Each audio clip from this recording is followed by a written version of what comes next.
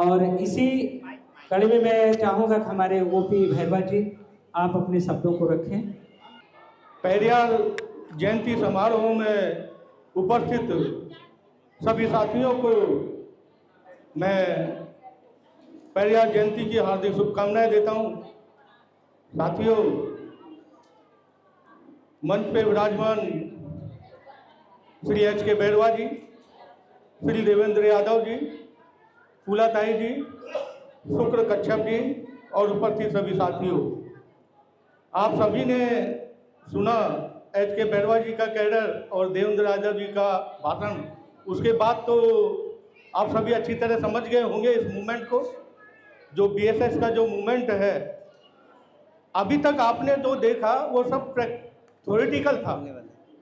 H के बैरवा जी ने जो आपको बोर्ड पे समझाया ये सारी चीज़ें थ्योरेटिकल थी, लेकिन थ्योरेटिकल से काम नहीं चलेगा। जब तक हम उसको प्रैक्टिकल में नहीं लाएंगे तब तक ये मूवमेंट सफल नहीं हो सकता। बोर्ड पे समझाना एक अलग बात है और उसको प्रैक्टिकल चीज में इम्प्लीमेंट करना अलग बात है।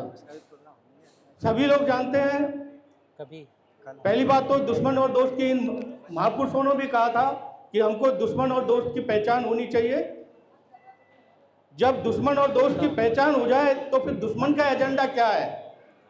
यहाँ पर बताया गया है कि दुश्मन का एजेंडा भक्ति, मनुस्मृति और काल्पनिक भगवान, ये दुश्मन का एजेंडा है। हमारे दुश्मन की भी देवेंद्र जी ने बोला इनको दुनिया भर की पार्टियां, दुनिया भर की शाखाएं हैं, दुनिया भर की ब्रांचेज है, लेकिन उन सबका एजेंडा एक है, भक्ति, मनुस्मृति और काल्पनिक आइकॉन। सिर्फ उस एजेंडे पे काम करते हैं वो। आज तक बोला था ना ओपी जी पर, हमारे जो बैकवर्ड क्लास के किसी भी संगठन ने उस एजेंडे का जो है वो नहीं निकाला कि हमारा दुश्मन जो ये एजेंडा पे काम कर रहा है, हमको इस एजेंडे को कैसे काउंटर करना है।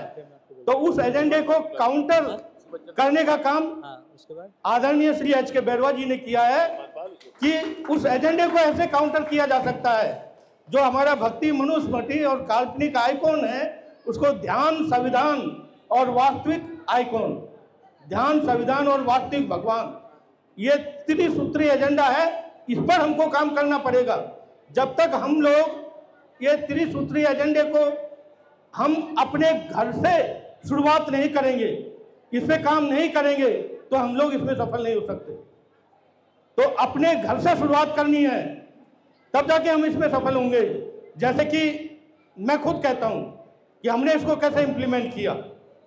हमारे सिस्टर के यहाँ शादी थी, भात में हम गए, हमने दीप प्रज्वलित किया और दीप प्रज्वलित करने के बाद में 2 मिनट का मौन धारण किया और उसके बाद मतलब ध्यान किया, और ध्यान करने के बाद में हमने 5 मिनट जो लेकिन ज्यादा लोग सारे रिश्तेदारों को इस कैलेंडर का फोटो फ्रेमिंग करा के दिया, कोई कपड़े नहीं दिए।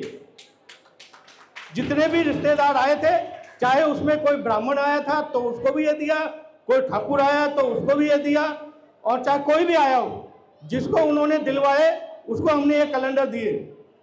तो ये 200 कैलेंडर हमने उस दिन बांटे थे और 200 घरों में ये पहुंचाने का काम किया। उसके बाद जब प्रोग्राम समाप्त हुआ तो हमने भारतीय संविधान की उद्देशिका के साथ में उस प्रोग्राम को समाप्त किया। जब हमने इस बारे में उनको बोला तो पहले डर रहे थे कि लोग क्या कहेंगे, हमारे गांव के क्या कहेंगे। जब उन प्रोग्राम जब हो गया, वो सारे गांव के लोग हमको आके मिल रहे थे कि आपने बहुत अच्छा प्रोग्राम किया, ये फालतू झंझट सब खत्म कर दिया। तो मैंने बोला, उन्होंने इनको दोष दिया कि बोले ये इन्होंने इनके गांव में इस तरह का प्रोग्राम इनको शुरुआत करनी चाहिए जो आपने शुरुआत किया। तो शुरुआत करने की देरी है, सब लोग एक्सेप्ट करेंगे क्योंकि इसमें कोई फालतू का पाखंड नहीं है। तो इस पाखंड से बाहर निकलना चाहिए। देखो, हर आदमी इस पाखंड से जुड़ा हुआ था, हम भी किसी जमाने में जुड़े हुए थे। लेकिन मैं एक बात बता देता हूँ कि प्रैक्टिकल चीज बताता हूँ। मेरे बच्चों ने आज तक अगरबत्ती नहीं लगाई है, कोई भगवान के मंदिर में नहीं गया। मैं तो गया हूँ, लेकिन मेरा एक भी बच्चा वो किसी मंदिर में नहीं गया, और नहीं आज तक मेरे घर में 25 साल से अगरबत्ती नहीं आती है, केवल मोमबत्ती रहती है, अगरबत्ती नहीं आती है। और मेरा बच्चा नौकरी लगा है एसबीआई बैंक में प्रोबेशनरी ऑफिसर, और जनरल सीट पे जनरल मेरिट पे पास हुआ है। मेरी बेटी पोस्ट ऑफिस में नौकरी लगी है, आज तक कोई अगरबत्ती नहीं लगाई, कोई भगवान को हाथ नहीं जोड़ा और कोई मंदिर नहीं गए हैं। तो ये प्रैक्टिकल उदाहरण है आपके सामने। तो ये प्रैक्टिकल चीज होनी चाहिए, क्योंकि अपने अंदर से वो डर निकलना चाहिए। जब तक आप डर नहीं निकालोगे तब तक आप सफल नहीं हो सकते।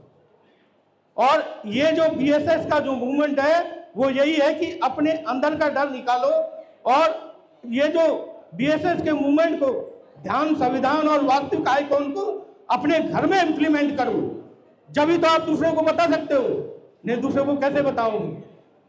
तो मेरा आप सभी से इस मौके पर यही कहना है, समय बहुत हो चुका है, बता कि हम इस मूवमेंट में कैसे आए, लेकिन वो बातें कभी दोबारा बताएंगे। मैं आप सभी से यही कहता हूं कि इस मूवमेंट की शुरुआत आप अपने घर से कीजिए, तब जाकर के आप दूसरे के घर में उसको बोल सकते हैं, उसको कर सकते हैं। और संविधान की रक्षा कीजिए। संविधान एक ऐसी चीज है, उसको कोई धर्म नहीं बचा सकता, लेकिन संविधान हर व्यक्ति को बचा सकता है, हर देश को बचा सकता है, और हर व्यक्ति के अधिकारों को बचा सकता है। भारत का संविधान वो संविधान है जो हर व्यक्ति को, भारत में रहने वाले हर व्यक्ति को मान, सम्मान और स्वाभिमान की जिंदगी जीने का अधिकार देता है, कोई धर्म नहीं देता है। इसलिए मैं इस अवसर पर आप सभी से अंत में यही रिक्वेस्ट करूंगा कि आप अपने घर से इनकी शुरुआत कीजिए और अपना डर बाहर निकालिए। जय लोकतंत्र, जय संविधान, जय भारत।